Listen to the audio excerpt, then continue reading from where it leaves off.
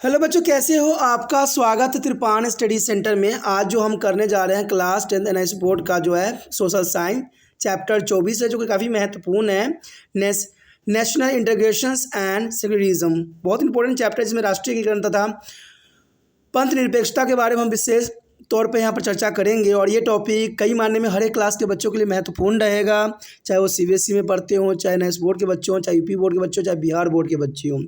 Even कि जो बच्चे कंपटीशन तैयारी कर रहे हैं उनके लिए भी काफ़ी महत्वपूर्ण रहने वाला है, क्योंकि विस्तारपूर्वक समझेंगे तो उनको काफ़ी जो है एमसीक्यू में हेल्प ये दे सकता है। लेकिन आपको पता है, चैप्टर स्टार्ट करने से पहले एक बात जो मैं हमेशा कहता हूँ, जिसको आपको सोचना भी चाहिए, विचार भी करना चाहिए और इवन अमल भी करना चाहिए, वो ये है कि जब भी वीडियो देखिए पूरा देखिए, क्योंकि अधूरा जानकारी सदैव खतरनाक होता है। साथ में एक इम्पोर्टेंट बात ये भी रहता है, अगर आप पहली बार वीडियो देख रहे हो तो लाइक शेयर सब्सक्राइब करना मत भूलना, क्योंकि दोस्तों लाइक कीजिएगा तो बनाने वाले का मनोबल बढ़ता है, सब्सक्राइब कीजिएगा तो इससे ये होता है कि जब भी मैं कोई वीडियो डालूंगा उसका नोटिफिकेशन आपको समय रहते मिल जाएगा। और देखिए, शेयर का मतलब ये होता है कि आपके थ्रू ना जाने किन बच्चों को हेल्प मिल जाए, ये आप भी नहीं जानोगे, इसलिए जो है आप शेयर जरूर करो, ठीक है। व्हाट्सएप स्टेटस पे भी लगाओ। दोस्तों एनआईसी सेंटर जो है कई मानने में बहुत से बच्चों के लिए हेल्पफुल है, चाहे वो 8th क्लास हो, 9th 10th 11th 12th हो, चाहे वो एनआईएस बोर्ड के बच्चे हों,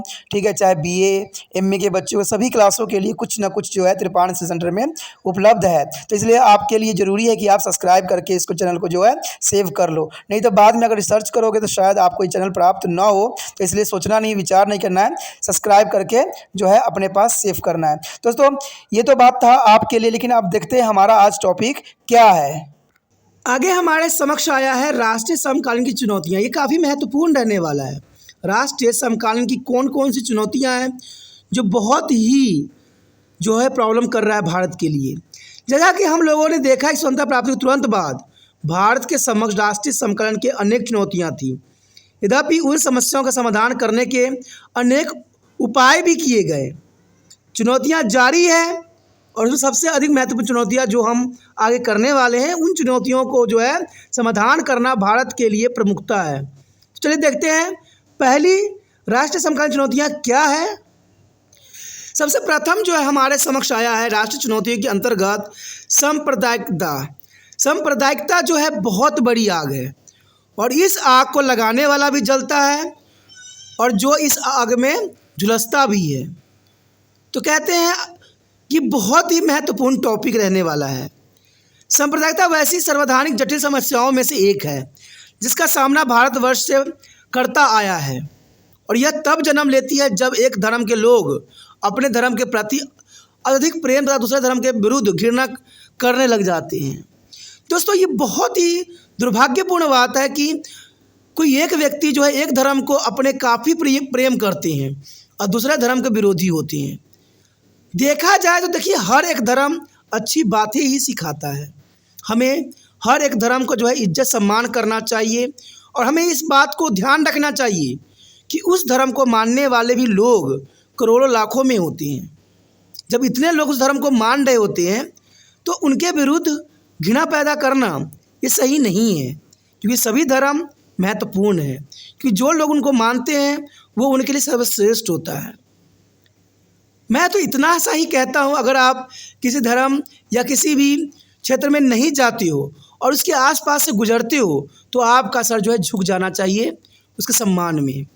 इस तरह की भावना धार्मिक कट्टरवाद और जो धर्म निरपेक्षता को बढ़ावा देती है, क्योंकि जो व्यक्ति धर्म जो है अपना एक ही धर्म को प्रिय मानते हैं, दूसरे धर्म से विरुद्ध घृणा करते हैं, इस तरह की भावना धार्मिक कट्टरवाद और जो धर्मांधता को बढ़ावा देती है।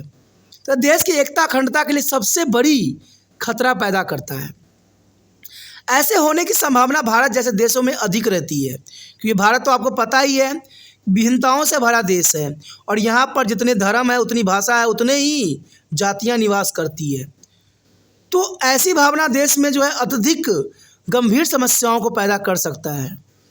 भारत स्वतंत्रता प्राप्ति के समय ऐसे ही सांप्रदायिकता से परेशान है और हम यह जानते हैं कि ठीक स्वतंत्रता प्राप्ति के समय हम लोगों को सबसे खराब सांप्रदायिक दंगे का सामना करना पड़ा था। बात सही है, जब हमने स्वतंत्रता प्राप्ति की थी तो आपने देखा भी होगा, सुना भी होगा और कई प्रोग्राम में जाना भी होगा कि इतनी बड़ी वो आग थी जो आज तक शायद कभी भी देखने को न मिला। कहते जब भारत और पाकिस्तान का विभाजन हुआ तो सबसे पहले तो है सांप्रदायिक दंगे फसाद ने जो है देश को तबाह कर दिया। उसके बाद भी देश के विभिन्न भागों में अनेक बार सांप्रदायिक दंगे होते हुए रहे। और देखा जाए तो आज हम मॉडर्नाइज दुनिया में जहाँ पर हमें हर बात की समझ है, हर बात को हम जानते हैं, आज के समय राजनीतिक उल्लू सीधा करने के लिए आए दिन सांप्रदायिक दंगे फसाद का जो है सहारा लिया जा रहा है, जो सही नहीं है। कहते हैं आप अपनी कुर्सी के लिए इस तरह के सांप्रदायिक दंगा फसाद करवाते हो, ये कहाँ तक उचित है। और मैं तो हर एक नागरिक को यही बात कहता हूँ कि इस तरह के सांप्रदायिक दंगों से आप 100 किलोमीटर दूर ही रहो तो ही अच्छा है।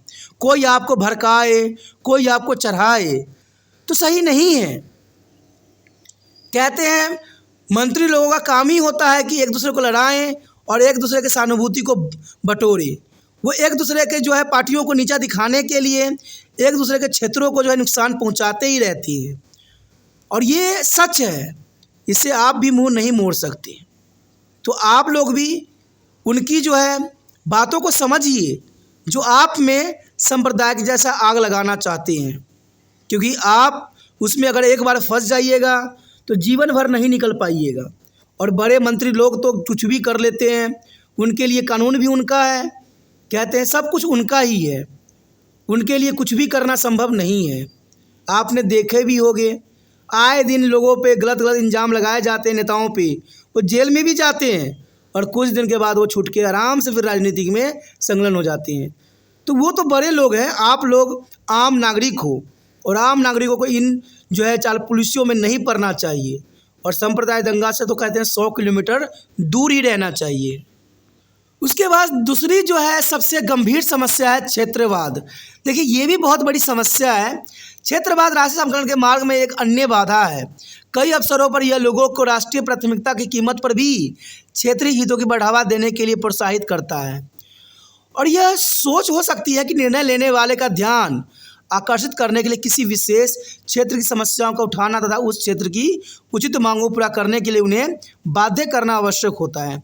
आपने देखा ही होगा कि क्षेत्रवाद के रिगार्डिंग बहुत बड़ी समस्या है। आपने देखा होगा कि जहां हमारे देश में गंगा बहती है, जहां पानी शुद्ध है, अब वही देखिएगा कई क्षेत्रों में जो लोग हैं गंदे पानी पीने को भी मजबूर हैं और किसी क्षेत्र में पानी के जो है ऐसे ही वेस्ट किया जाता है। तो इसका कारण क्या है? इसका कारण क्षेत्रवाद है। हम बेशकली भारत देश के निवासी हैं, लेकिन आज क्षेत्रवाद ने बहुत बड़ी समस्या खड़ी कर दी है। कहते हैं जो सुविधा उन क्षेत्रों को मिलता है वही सुविधा उस क्षेत्र को भी मिलना चाहिए, लेकिन क्षेत्रवाद ने बहुत बड़ी गंभीर समस्या पैदा कर दिया है। सबसे बड़ी समस्या ये होती है कि मान लीजिए कोई व्यक्ति का एक्सीडेंट हो गया है तो पुलिस वालों को बुलाया जाता है, तो उस समय पुलिस वाला ये निर्णय करते हैं कि ये जो एक्सीडेंट हुआ है किस क्षेत्र में हुआ है। कहते हैं इस क्षेत्र में हुआ है कि उस क्षेत्र में हुआ है।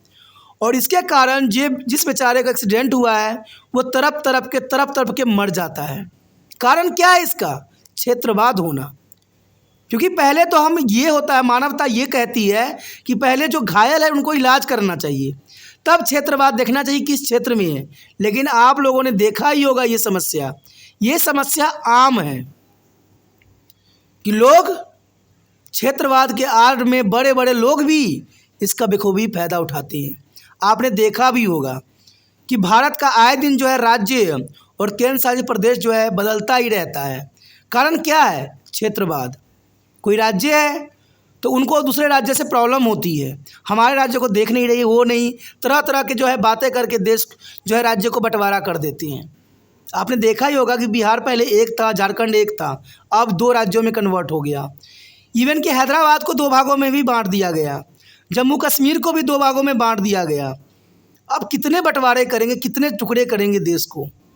कहते हैं जितना टुकड़ा होता जाएगा उतनी समस्या पैदा होता जाएगा। अगर मान लीजिए एक खेत है, बहुत बड़ी खेत है, उसमें हल चलाना भी आसान होता है, सब काम करना भी आसान होता है, लेकिन जब इसको बंटवारा करके टुकड़ा टुकड़ा कर देते हैं तो वो किसी के लायक नहीं रह जाता है। तो फलने फूलने की तो बात दूर की है, सिर्फ वहाँ पर जो है राजनीतिक जो है उल्लू सीधा की जाती है। तो सांप्रदायिकता जो है सबसे बड़ी आग तो है ही है, लेकिन क्षेत्रवाद उससे भी भयंकर आग है, क्योंकि क्षेत्रवाद कहते हैं लोग अपने जगहों के लिए लड़ रहे होते हैं, और ये समस्या कई मानने में बहुत ही खतरनाक है। यह सोच यथार्थी लगती है क्योंकि ये मार्गो क्षेत्र की सच्ची शिकायतों पर आधारित हो सकती है। उस क्षेत्र के राज्य के विकसित करने की प्रक्रिया में उचित हिस्सा नहीं मिला हो। वो मांगे किसी भी क्षेत्र को लगातार अवहेलना पर भी आधारित हो सकती है। तो कहते हैं इसका कारण कई हो सकते हैं, कई रीज़न बन सकते हैं, लेकिन जर्नल सी बात है ये रीज़न बहुत ही खतरनाक सिद्ध होते रहे हैं हमारे भारत के लिए। पिछले 6 दशकों की योजनाबद्ध विकास के बावजूद देश के सभी क्षेत्र का वांछित ढंग से विकास नहीं हो पाया है। अब देखिए भारत में 6 दशक हो चुकी है, लेकिन अभी भी देश में जो है किसी भी क्षेत्र का अच्छे से विकास नहीं हो पा रहा है। कहते हैं बहुत से मंत्री लोगों ने बहुत से कमेंट किए हैं कि हमारे देश का जो है विकास हो चुका है, लेकिन शायद उन्होंने उन क्षेत्रों में जो है अपना कदम नहीं रखा है जो विकास से 100 किलोमीटर दूर है। ऐसे बहुत से क्षेत्र हैं जहां तक सरकार की जो है नीतियों का अनुसरण नहीं किया जाता है, और ये बहुत दुखदायक परिस्थिति है। जब नेता लोग ऐसे भाषण देते हैं तो मुझे बहुत ही अफसोस होता है कि ये क्या बोल रहे हैं, इनकी बातें कहाँ तक सार्थक है। कहते हैं हम 6 दशकों से योजनाबद्ध विकास किए हैं और करवा रहे हैं, लेकिन फिर भी जो विकास हमें देखना चाहिए वो विकास जो है 100 किलोमीटर दूर है। अन्य कारणों के साथ साथ वांछित सामाजिक आर्थिक विकास नहीं होने से भी अलग राज्य गठन के लिए मांगें होने लग जाती है, क्योंकि ऐसा अगर विकास नहीं होगा तो अलग राज्य की मांग तो होनी स्वाभाविक होता है। क्या आप जानते हैं कि भारत में कितनी बार क्षेत्रीय आकांक्षाओं पर आधारित आंदोलन के कारण राज्य का पुनर्गठन किया गया है? आप सोच के भी हैरान हो जाओगे, और जब इतिहास पलट के देखोगे तो हैरान हो जाओगे कि आज़ादी के बाद न जाने कितने बार जो है राज्यों को अलग अलग बांटा गया है। लेकिन कई बार क्षेत्रवाद राष्ट्रीय हितों की अवहेलना करता है तथा लोगों के दूसरे क्षेत्रों के हितों के विरुद्ध नकारात्मक भावनाओं को प्रोत्साहित भी करता है, और कई बार इन्हीं कारणों से भी दंगा फसाद होता है, एक आम बात है।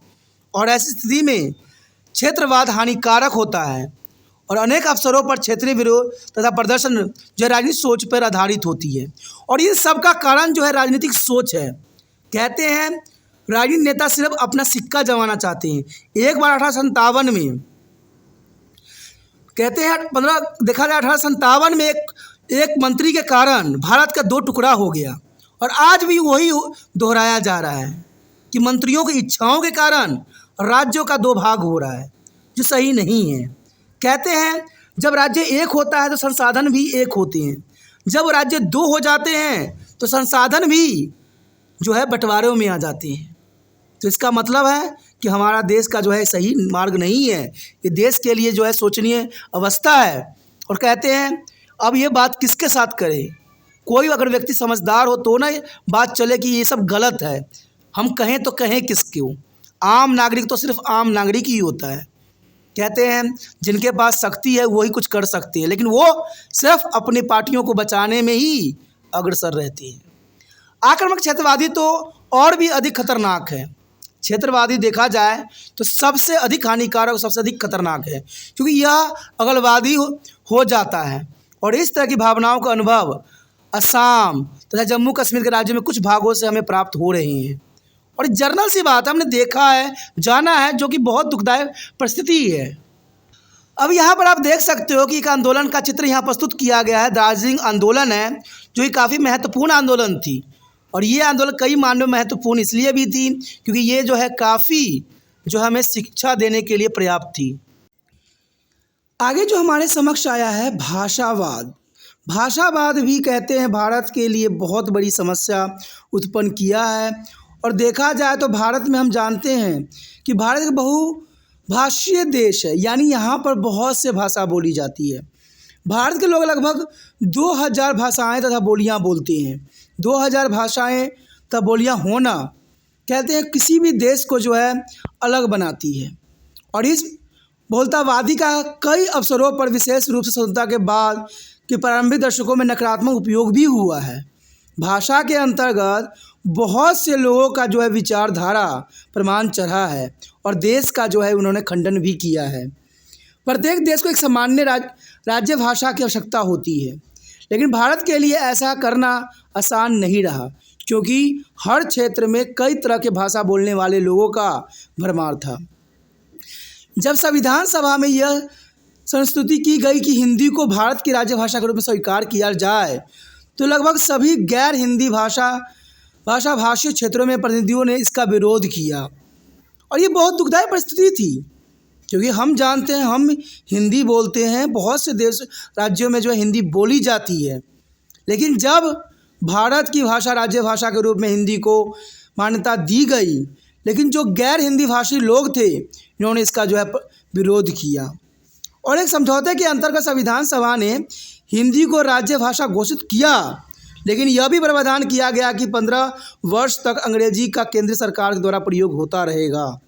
यानी 15 वर्षों तक अंग्रेजी का जो है केंद्र सरकार द्वारा प्रयोग करे जाने का प्रावधान किया गया।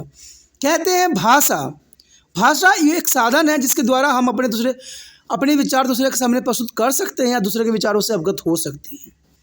लेकिन भाषा पर भी देखा जाए तो भारत को तोड़ने के लिए हर संभव कोशिश किया गया, लेकिन फिर भी कहते हैं उनके मकसद जो थे, जो ये चाहते थे, वो कामयाबी नहीं मिल सका उन्हें। जब 1955 में गठित राज्य भाषा आयोग ने राज्य भाषा के रूप में अंग्रेजी के स्थान पर हिंदी को प्रयोग की सिफारिश की, तो गैर हिंदी भाषी क्षेत्रों में इसका व्यापक विरोध हुआ और हर क्षेत्रों में जो है विरोध किया गया। अब यहाँ बात ये उठता है कि भाषा का जो यहाँ पर राज्य भाषा का दर्जा दिया गया, क्या आपको लगता है कि आम व्यक्तियों ने इसका विरोध किया होगा? मुझे तो कदाचित ऐसा नहीं लग रहा है कि आम व्यक्तियों ने इसका विरोध किया होगा। विरोध तो अपने स्वार्थ के लिए बड़े बड़े लोग करते हैं, और जनरली बात देखा जाए तो बड़े बड़े नेता लोग ही करते हैं। आप कोई भी आंदोलन उठा के देख लीजिए, उसमें बड़े बड़े नेता ही सम्मिलित थे। आम व्यक्ति कभी भी इन चीज़ों के पीछे नहीं भागता है। उनके लिए तो सबसे महत्वपूर्ण होता है घर को चलाना। तो गैर हिंदी भाषी क्षेत्रों में इसका व्यापक विरोध हुआ, तो ये बहुत बड़ी दुखदायी परिस्थिति थी। आपको पता ही होगा, चाहे हम किसी भी धर्म से बिलोंग करते, कोई भी भाषा बोलते हों, लेकिन हिंदी का सभी क्षेत्रों में महत्वपूर्ण योगदान रहा है। और आज तो देखा जाए तो विदेश में भी हिंदी जो है लोग बोल रहे हैं। इवन के देखा जाए तो भारत के प्रधानमंत्री जी भी जो है दूसरे देशों में जाके हिंदी का ही उच्चारण कर रहे हैं। तो इससे हमारे देश का गौरव बढ़ता है। सभी देश जानते हैं कि हिंदुस्तान है ये, और हिंदुस्तान में हिंदी बोली जाती है। मैं किसी भाषा के खिलाफ नहीं हूँ, सभी भाषा बहुत ही सुंदर है, जो आप बोलते हो बहुत ही अच्छा है, लेकिन कुछ तो मान्यता दिया जाए जिससे हर क्षेत्र में जो है इसका व्यापक प्रभाव हो। तो कहा जाए हिंदी को अगर राज्य भाषा का दर्जा दिया गया तो इसमें कोई बुराई नहीं था, और क्षेत्रीय रूप से इसका जो है विरोध करना गलत था। आज के समय देखिए, हर क्षेत्र में जैसा क्षेत्र है वैसा ही भाषाओं का प्रयोग किया जा रहा है, जो सही है, क्योंकि जो भाषा आपको अपने क्षेत्र में समझ में आता है, राजकाज की भाषा कुछ हद तक उसी भाषा में होना ज़रूरी होता है, क्योंकि आपको उसको पढ़ना भी होता है, समझना भी होता है। तो ये अच्छी बात है। अगर पंजाब क्षेत्र में चले जाइए तो वहाँ पर जितने भी काम होते हैं पंजाबी भाषा में ही होते हैं। महाराष्ट्र में चले जाए तो वहाँ पर जो है महाराष्ट्री भाषा में ही होता है, और किसी भी क्षेत्र में चले जाइए तो वहाँ पर उसी भाषा का प्रयोग होता है। तो ये मान्यता देता है, अच्छी बात है, कहते हैं बुराई नहीं है इसमें, क्योंकि वो बातें आपको समझना है। लेकिन विरोध प्रदर्शन होना, किसी को तो हमें राज्य भाषा का दर्जा तो देना ही पड़ेगा। और आपको पता है हिंदुस्तान कहते हैं हिंदी के लिए ही जाना जाता है, तो हिंदी को राज्य भाषा का गौरव देना गलत नहीं था।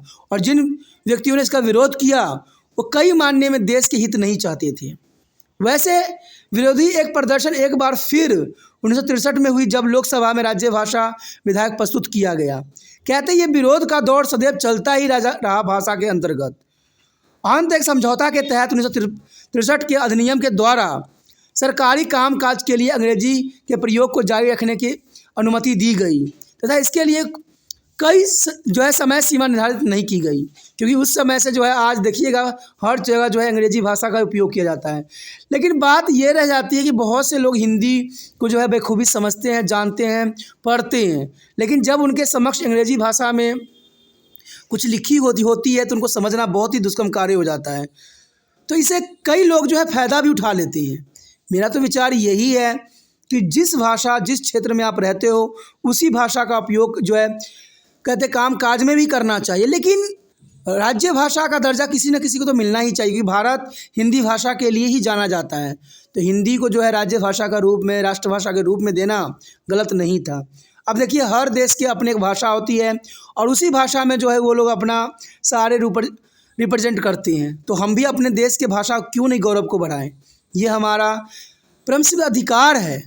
और देखा जाए कुछ वर्षों में भारत के बहुत से प्रतिनिधियों ने हिंदी भाषा का जो है विदेशों में भी काफ़ी जो है प्रसिद्धि दिलाई है। हिंदी भाषा को राज्य भाषा बनाए जाने के विरोध में होने वाले आंदोलन को समय विभिन्न भाषा समूहों के संतुष्ट करने और राष्ट्रीय समकाल के बढ़ावा देने के लिए एक त्रिभाषीय फार्मूला को विकसित किया गया था और इसके अनुसार प्रत्येक को 3 भाषा पढ़नी होगी। यानी देखा जाए तो ये भाषा 3 भाषा पढ़ने की अनुमति दी गई। हिंदी तथा अंग्रेजी के अलावा एक आधुनिक भारतीय भाषा को पढ़ाए जाने की व्यवस्था भी हुई। आप देख लीजिए, किसी भी क्षेत्र में चले जाइएगा, वहाँ पर सभी बच्चों को 3 भाषाएं पढ़ाई जाती है। हिंदी भाषा तो होती है, इंग्लिश भाषा, अंग्रेजी भाषा तो होती है, प्लस अगर आप किसी क्षेत्र में निवास करते हो, बिहार साइड होते हो तो आपको जो है वहाँ पर संस्कृति पढ़ना पड़ेगा, पंजाब साइड हो तो पंजाब भी पढ़ना ही पड़ेगा। यानी 3 भाषा को जो है यहाँ पर लेके चलाया गया, जो कि बहुत अच्छी प्रावधान किया गया। इसके साथ हिंदी भाषी क्षेत्र में हिंदी तथा अंग्रेजी के अलावा आधुनिक भारतीय भाषा के रूप में किसी भी दक्षिण भारतीय भाषा को पढ़ाने पर प्राथमिकता दी जाएगी। तो ये काफ़ी महत्वपूर्ण थी और देखा जाए तो आज इसका फ़ायदा भी बहुत से जो है राजनीतिक नेता भी उठा रहे हैं। बहुत से रूल रेगुलेशन ऐसे बना रहे हैं कि अगर आप जिस क्षेत्र में रहते हो, अगर उस भाषा का अगर आपने पढ़ा नहीं है या आपने इसका जो है सर्टिफिकेट हासिल नहीं किया है तो उस क्षेत्र में आपको नौकरियां नहीं दी जाएगी। तो देखिए, कहते हैं लोग जो है इस पर राजनीति करना छोड़ते नहीं हैं, उनको तो सिर्फ एक मौका चाहिए राजनीति करने के लिए। कहते हैं हम भारतवासी हैं, हम किसी भी क्षेत्र में जॉब करने का अधिकारी रखते हैं, लेकिन आज के समय में नौकरियां भी क्षेत्रवाद के अंतर्गत दी जा रही है, जो गलत है। कहते हैं हर व्यक्तियों को हर क्षेत्र का रक्षा करने का प्राथमिक अधिकार है, क्योंकि उसका हर एक क्षेत्र, हर कोई एरिया क्योंकि भारत का ही है। तो भारत में है तो क्षेत्र में रक्षा करना जाना कोई गलत नहीं है, लेकिन फिर भी जो है आज मौका नहीं दिया जा रहा है। गैर हिंदी भाषी क्षेत्रों में वहाँ की क्षेत्रीय भाषा और अंग्रेजी के अलावा आधुनिक भारतीय भाषा के रूप में हिंदी पढ़ाई जाएगी। यद्यपि ये फार्मूला को जो है विश्वविद्यालय पाठ्यचर्या में सम्मिलित करने का प्रयास भी किए गए, लेकिन इसका पूर्ण कार्यान्वयन अभी तक नहीं हो पाया है। तो ये बहुत ही दुष्कर्म परिस्थिति है। देखा जाए तो 8th क्लास तक तो ऐसे संभव हुआ है, लेकिन बाद में सरकारों ने बच्चों के ऊपर छोड़ दिया कि इस भाषा को, कौन सी भाषा को आगे लेकर चलेंगे। अंग्रेजी तो अनिवार्य था, लेकिन हिंदी जो है ऑप्शनल भी हो गया है। कहते हैं कुछ रूल रेगुलेशन सही है तो कुछ लोगों की जो है गलत नीतियों के कारण जो है इसको गलत दे दिया गया बातें। तो ये सभी बातें एक दूसरे से मेल कभी नहीं खा रही है। यद्यपि भाषा पर आधारित राज्य की मांगों को 1956 में किए गए राज्यों के पुनर्गठन के समय व्यापक तौर पर पूरा किया गया और देश के कुछ भागों में अभी भी इसके अंतर्गत आंदोलन चल रहे हैं। कहते हैं जो आंदोलन चलाई जाती है अपने स्वार्थ के लिए, वो आंदोलन कभी भी सार्थक सिद्ध नहीं हो सकता। हमने देखा है ऐसे बहुत से आंदोलन थे, सिर्फ लोगों ने अपने मकसद को पूरा करने के लिए जो है बड़े बड़े लोगों को जो हथियार बनाया, जो सही नहीं है। और उनका मकसद आज कामयाब भी है, वो बड़े बड़े नेता भी आज बन चुके हैं, लेकिन ये सही नहीं था। वैसे आंदोलन राष्ट्रीय समीकरण के लिए अनेक चुनौतियां पैदा करते हैं। कहते हैं कोई भी आंदोलन होती है वो देश की भलाई में कभी नहीं होती है, सिर्फ वो अपने मकसद को पूरा करने के लिए जो है आम लोगों को हथियार बनाती है। मैं तो यही बात कहता हूँ भारतीय नागरिकों को कि कोई भी आंदोलन में जाने से पहले उसका मकसद, उद्देश्य और क्या ये देश कल्याण के हित में है, फिर ही आप अपना पैर उठाइए। क्योंकि बड़े बड़े नेताओं के चक्कर में ना आइए, इससे देश बर्बाद होता है। और कहीं आप पुलिस के लफड़े में फंस गए तो आपके बाल बच्चों के साथ बहुत ही बुरा हो सकता है। इसलिए अच्छा है कि इस आंदोलन से आप कोसों दूर रहिए। बड़े लोगों को जेल में जाना, जेल से बाहर निकलना आम बात है। मुझे तो ऐसा लगता है कि बड़े लोगों का तो घर होता है, कभी जाते हैं तो कभी आते हैं, कभी उन पे केस बनाई जाती है तो कभी उनको छोड़ दिया जाता है, बाइज्जत बरी कर दी जाती है। आपने देखा ही होगा आज के समय में भी ऐसा हो रहा है। क्या आपको लगता है बड़े बड़े लोगों पर केस चलाई जाती है, कभी किस चारे घोटाले में, कभी शराब घोटाले में, कभी कुछ घोटालों में, तो क्या वो जेल से बाहर नहीं आएंगे? ये कभी हो ही नहीं सकता। कुछ दिन के बाद वो फटक से बाहर आ जाएंगे, कोई ना कोई षड्यंत्र लगा के। तो कहते हैं जिसकी लाठी उसी की भैंस। जब उनके पूरा राजनीतिक उनके इर्द गिर्द ही घूम रहा है तो उनको कौन जो है अंदर रख सकता है, लेकिन आम व्यक्तियों के लिए ये संभव नहीं है। इसलिए आपको सदैव इन लोगों की मकसदों को पूरा करने के लिए अपने जो जीवन का कुर्बान करने की आवश्यकता नहीं है, क्योंकि इनका जो विचारधारा होता है देश कल्याण में कभी नहीं होता। इनका सिर्फ विचारधारा होता है कि कैसे पॉलिटिकल में इनका अपना सीट को बरकरार रख के और कैसे राजगद्दी पर सदैव बैठे रहें। तो ऐसे लोगों के बीच में पड़ना आपके हित में कभी नहीं रहेगा। उसके पश्चात हमारे समक्ष है उग्रवाद। देखिए, उग्रवाद जब बन जाते हैं व्यक्ति, जब सरकार लोगों की बातों को जो है अनुसरण नहीं करती है, और कई क्षेत्रों में उग्रवाद जो है देखने को हमें मिला है। उग्रवाद में देखा जाए तो बच्चे से लेकर औरतें तक, औरतें से लेकर वृद्ध तक सम्मिलित होते हैं, और इनका उद्देश्य होता है कि सरकार से अपनी मांगें जो है पूरा करवाना। और क्या कारण है जो सरकार इनकी मांगें पूरा नहीं करती है? ये बहुत दुष्म परिस्थिति है, और इसी का कारण जो है उग्रवाद जो है बन जाते हैं लोग, और कई क्षेत्रों में ये देखने को मिला है।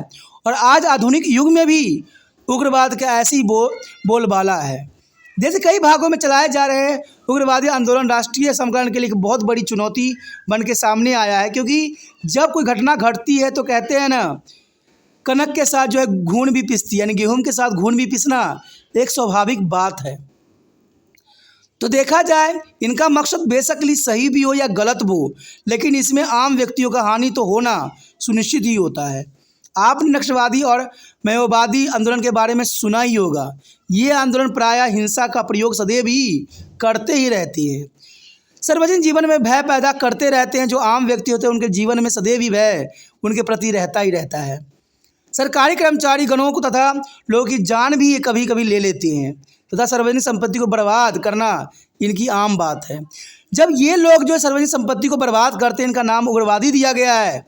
जो आंदोलन के सहारा लेके जो देश के बर्बाद कर रहे हैं, जो सांप्रदायिक दंगा में फसादों में करवा रहे हैं, तो उनको क्या नाम दिया जाए? देखा जाए जो देशों की संपत्ति को बर्बाद करते हैं उनको उग्रवाद कहा गया, लेकिन जो नेताओं के कहने पर हमारे देश को कई बार फूके हैं, कई बार रेल फूका गया है, कई बार जो है बसें फूकी गई, इनको हम क्या नाम दें? और जो लोग इसमें सम्मिलित होते हैं उनको क्या सज़ा मिलना चाहिए? ये लोग तो कम से कम चलिए अपनी भलाई के लिए जो है उग्रवादी बन जाते हैं, लेकिन उनकी मकसद गलत होता है।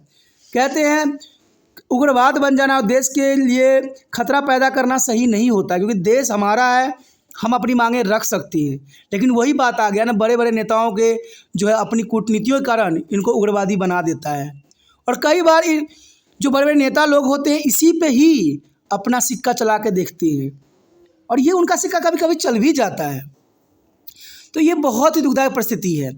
ऐसे आंदोलन में प्राय युवा भाग लेते हैं, क्योंकि ऐसे आंदोलन में सदैव युवा ही अग्रसर होते हैं, क्योंकि युवा के साथ हमेशा ही गलत होता रहता है। जब उनको नौकरी के लिए जाते हैं तो नौकरी नहीं दिया जाता है, उनके साथ दुर्व्यवहार किया जाता है। तो जर्नल सी बात है, ये गलत कदम उठाने के लिए इसी मार्ग को ही चुनते हैं।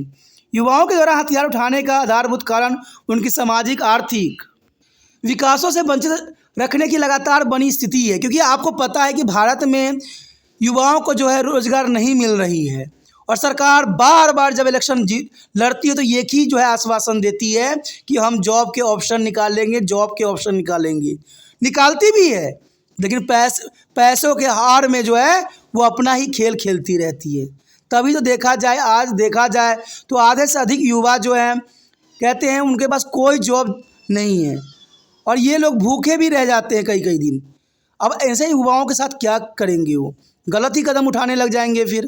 तभी तो देखा जाए भारत में जो है आतंकवादी गतिविधियां सदैव बनी रहती है, क्योंकि इसका फ़ायदा जो है दूसरे देश उठा रहे हैं।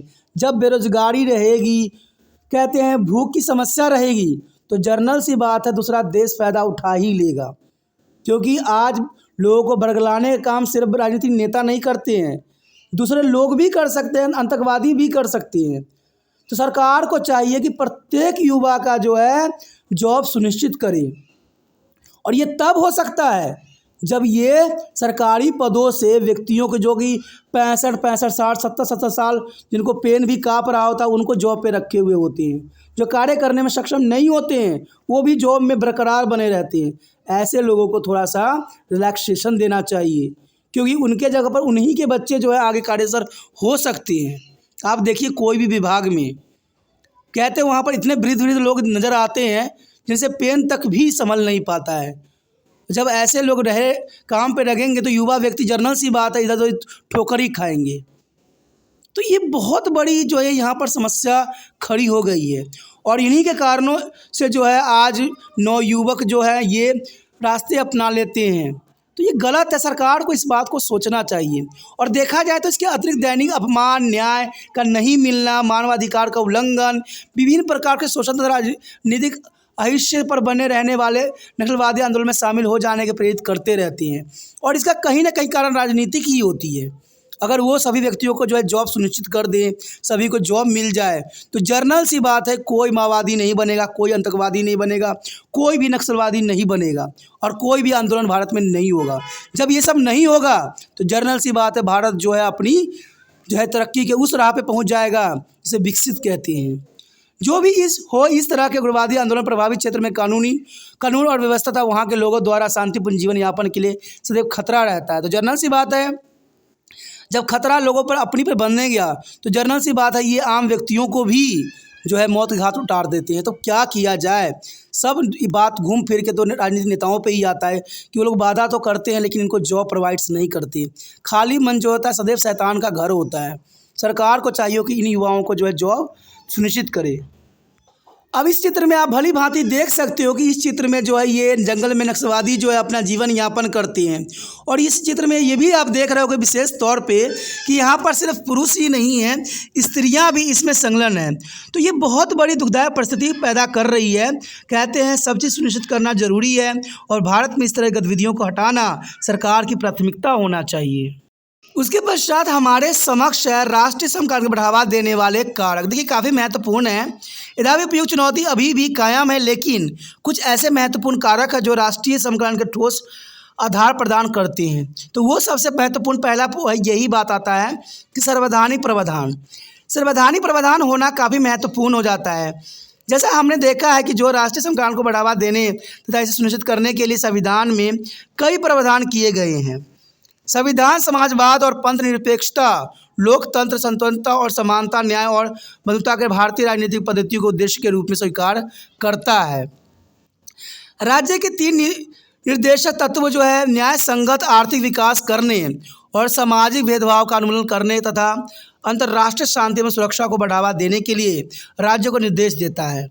संवैधानिक प्रावधान काफ़ी महत्वपूर्ण है, लेकिन इसमें चला जाए तो न इसमें से भी अधिक महत्वपूर्ण यह भी बात आती है कि विभिन्न संस्थाओं और प्रक्रिया में संबंधित प्रावधान राष्ट्रीय समकालीन की जरूरतों को ध्यान में रखकर किए गए हैं। कहते हैं बनाए तो गए हैं, हमारे सारे प्रावधान हुए हैं, लेकिन इस प्रावधानों को जो है निष्पक्षतापूर्ण लागू करना संभव नहीं किया गया है। क्योंकि अगर इनको हम संवैधानिक प्रावधान करें तो सभी लोगों को जो है जॉब सुनिश्चित होगा, सारे लोग जो है अपने काम में संलग्न रहेंगे, तो देशव्यापी जो गलत गतिविधियाँ होती है शायद वो गलत गतिविधियाँ नहीं हो पाएगा। उसके पश्चात हमारे समक्ष है सरकारी पहल। राष्ट्रीय समकालीन को बढ़ावा देने के लिए सरकार द्वारा पहल किए गए हैं और राष्ट्रीय समकालीन में संबंधित मुद्दे पर विचार विमर्श करने तथा उपयुक्त कदम उठाने की अनुशंसा करने के लिए भी राष्ट्रीय एकता परिषद का गठन किया गया। देखिए रूल रेगुलेशन सभी क्षेत्रों में बनाए गए हैं, लेकिन देखा जाए तो इन रूल रेगुलेशन को जो है मानना और मनमाना ये दुष्कर्म कार्य है। एक ही योजना आयोग पूरे देश में आर्थिक विकास के लिए योजना बनाता है, तो दूसरा चुनाव आयोग जो है चुनाव करवाता है। तो देश में देखिए 2 तरह के आयोग हैं। एक तो है योजना आयोग है जो है विकास के लिए योजना बनाती है, और एक चुनाव आयोग है जो देश में शांतिपूर्ण चुनाव करने के लिए सदैव अग्रसर रहती है। उसके पश्चात हमारे समक्ष आता है राष्ट्रीय त्यौहार एवं प्रतीक। राष्ट्रीय त्यौहार एक महत्वपूर्ण जो है समकक्ष शक्ति की तरह कार्य करता है। स्वतंत्रता दिवस, गणतंत्र दिवस और गांधी जयंती जैसे राष्ट्रीय त्यौहार सभी भारतीयों द्वारा देश के सभी भागों में मनाए जाते हैं, क्योंकि भारत में राष्ट्रीय त्यौहार का होना एक प्रतीक है और एक होने का सबसे बड़ा गौरवपूर्ण स्थिति होती है जब हम स्वतंत्रता दिवस पे धर्म, जाति, धर्म और भाषाओं को छोड़ के जो है अपने देश की आज़ादी पे जो है जश्न मनाते हैं। चाहे गणतंत्र दिवस देख लीजिए, और हमारे राष्ट्रीय पिता गांधी जी की जयंती जो मनाई जाती है वो भी एक राष्ट्रीय त्यौहार के रूप में मनाई जाती है। राष्ट्रीय त्यौहार सभी भारतीय द्वारा देश के सभी भागों में मनाए जाते हैं, चाहे उनकी भाषा, उनकी धर्म, उनकी संस्कृति कुछ भी हो, ये देश के लिए एक हो जाती हैं। हम लोग प्रत्येक वर्ष जो है 19 नवंबर को राष्ट्रीय एकता दिवस मनाते हैं, क्योंकि हम एक हैं तो एकता दिवस भी हमारे लिए जो है 19 नवंबर को मनाया जाता है। तथा शपथ लेते हैं कि एक दिन को एकता दिवस भी कहा जाता है कि हम सब एक हैं, हम एक भारतीय हैं। इसके अतिरिक्त राष्ट्रीय ध्वज, राष्ट्रीय गान, राष्ट्रीय प्रतीक भी यह याद दिलाती है कि हम सबकी पहचान एक ही है। हम कहीं भी चले जाएं, हमें भारतीय के रूप में ही लोग जो है रिप्रेजेंट करेंगे। इसलिए इन प्रतीकों के प्रति उचित आदर दिखाने की हमें महत्वपूर्ण मानते हैं। ये सभी हमारी सामान्य राष्ट्रता की याद दिलाते हैं और ये दिलाते ही रहेंगे। इसलिए हम सबको शपथ लेना चाहिए कि हम सब एक हैं, एक धर्म के हैं। मैं सत्यनिष्ठा से देश की स्वतंत्रता और अखंडता की सुरक्षा रखने तथा मजबूत बनाने के लिए समर्पण के साथ काम करने की शपथ लेता हूँ। ऐसा विचारधारा हमारे मन में होना चाहिए। मैं और आगे प्रतिज्ञा करता हूँ कि मैं कभी भी हिंसा का सहारा नहीं लूँगा। धर्म, भाषा, क्षेत्र और अन्य राजनीतिक और आर्थिक शिकायतों संबंधी सभी मतभेद और विवाद शांतिपूर्ण और संवैधानिक साधनों द्वारा सुलझाने लिए जाने चाहिए। ये हमारा राष्ट्रीय शपथ ग्रहण है जो हर एक व्यक्तियों को जो है शपथ दिलाई जाती है, और हमें इसमें अखंडता और भारत की सुरक्षा को जो है हमें सुनिश्चित करना होता है। उसके पश्चात हमारे समक्ष है अखिल भारतीय सेवा तथा अन्य कारक। देखिए, अखिल भारतीय सेवा अगर देखा जाए तो IPS, UPS बहुत से ऐसे एग्जामिनेशन हैं जो भारतीय सेवाओं के लिए दिया गया है। एक न्यायिक व्यवस्था, डाक, रेडियो, टेलीविज़न एवं इंटरनेट सहित संचार तंत्र भारत की राष्ट्रीय एकता और अखंडता को काफ़ी बढ़ावा देता है।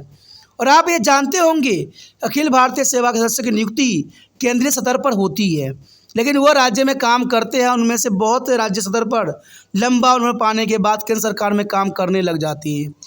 तो ये बहुत ही महत्वपूर्ण बात आता है। लेकिन महत्वपूर्ण और भी बात है कि ये लोग जब ये राज्य में काम करते हैं उसके बाद सरकारों में काम करने लग जाते हैं और इनकी उम्र काफ़ी हद तक होती है। मेरा विचार है कि सभी को मौका मिलना चाहिए, सभी को एक नज़रों से देखना चाहिए। आज देखिए, हमारे ऐसे ऐसे विभागों में ऐसे ऐसे व्यक्ति हैं जो कहते हैं काम करने में सक्षम नहीं है, फिर भी जॉब में लगे रहते हैं। तो ये प्रावधान नहीं होना चाहिए। इससे नवयुवक को जो है मौका नहीं मिल पाता है और वो बेरोजगार हो जाते हैं और जो है देशव्यापी गलत कामों में जो है संलग्न हो जाते हैं, जो सही नहीं है। देश के लिए नीतियाँ निर्माण लेने में भागीदारी भी करते हैं। और आप रेडियो द्वारा राष्ट्रीय घटनाओं पर होने वाले प्रसारण को भी सुना होगा या टेलीविज़न पर उन घटनाओं को देखा होगा। क्या ये सच नहीं है कि देश के सभी भागों में ऐसे लोग ऐसा करते हैं? तो यही तो दुखदायक परिस्थिति है। हम सब जानते हैं, हम सब सोचते हैं, हम सब समझते हैं, लेकिन फिर भी हम वो कदम नहीं उठाते हैं जो देशव्यापी होती है। कहते हैं दोस्तों, ये बहुत बड़ी विडंबना है और बहुत बड़ी दुखदायक परिस्थिति पैदा करती है। इसी के साथ हमारा ये टॉपिक भी ख़त्म हो जाता है, जो कि काफ़ी महत्वपूर्ण था। अगर आपको हर बात समझ में आई, अगर आपको लगा दिल से, अगर आप तिरपान स्टडी सेंटर को सहायता करना चाहते हो तो जितना हो सके इस वीडियो को शेयर कीजिए। और शेयर करने के लिए कुछ नहीं करना है, यूट्यूब से लिंक को कॉपी करना है, व्हाट्सएप एड्रेस पर लगा देना है। कहते हैं आपने कार्य किया, कहते हैं एक और बच्चों को अगर समझ में आ जाता है ये बातें, तो मुझे लगता है कि मेरा वीडियो बनाने का जो उद्देश्य है पूरा हो जाएगा और देश में एक अच्छा व्यक्ति का निर्माण हो जाएगा। कहते हैं एक अच्छा व्यक्ति होना देश के लिए गौरव की बात है। अगर आप पहली बार वीडियो देख रहे थे दोस्तों, चैनल को सब्सक्राइब करके ज़रूर सेव कीजिए, क्योंकि सब्सक्राइब करके सेव नहीं कीजिएगा तो आप जो है कहते हैं 8th क्लास से लेकर MA तक के बच्चों की सारी वीडियो यहाँ उपलब्ध है, जिससे अनभिज्ञ रह जाइएगा। सोचिए नहीं, विचार ना कीजिए, चैनल को सब्सक्राइब करके अपने मोबाइल में अवश्य सेव कीजिए।